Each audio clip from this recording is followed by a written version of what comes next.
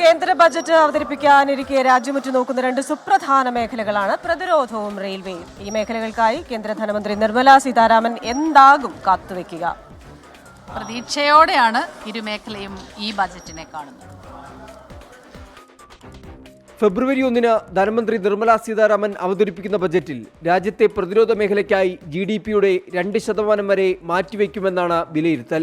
2024-25 സാമ്പത്തിക വർഷം 6.22 ലക്ഷം കോടി രൂപയായിരുന്നു പ്രതിരോധ ബജറ്റ്.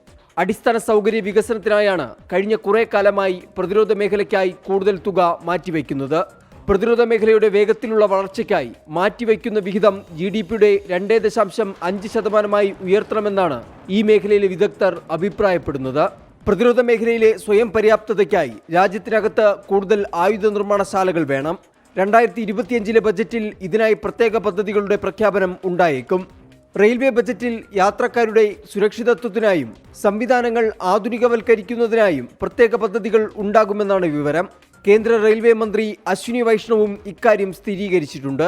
സമീപകാലത്ത് നിരവധി ട്രെയിൻ അപകടങ്ങൾ ഉണ്ടായ പശ്ചാത്തലത്തിലാണ് കൂടുതൽ ശ്രദ്ധ ഈ മേഖലയിലേക്ക് ചെലുത്തേണ്ടി വരുന്നത്.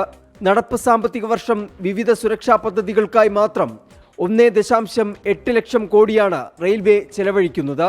ഡബിൾ ഡെക്കർ ട്രെയിനുകൾ കൂടുതലായി നിർമ്മിക്കുന്നതിന് ആവശ്യമായ പണവും ഈ ബജറ്റിൽ വകയിരുത്തും. കൂടുതൽ നമോ ഭാരത്, വന്ദേ ഭാരത് ഹൈസ്പീഡ് ട്രെയിനുകൾക്കായും അതിവേഗ റെയിൽ കണക്ടിവിറ്റിക്കായും പ്രത്യേക പ്രഖ്യാപനങ്ങൾ ഉണ്ടാകും.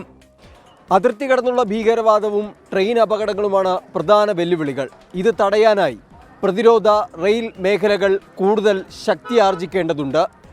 ഈ മേഖലകൾക്ക് മുൻതൂക്കം നൽകി സ്വയം പര്യാപ്തത വേഗത്തിൽ കൈവരിക്കുവാനുള്ള പ്രത്യേക പദ്ധതികൾ ഈ ബജറ്റിൽ ഉണ്ടാകാനാണ് സാധ്യത.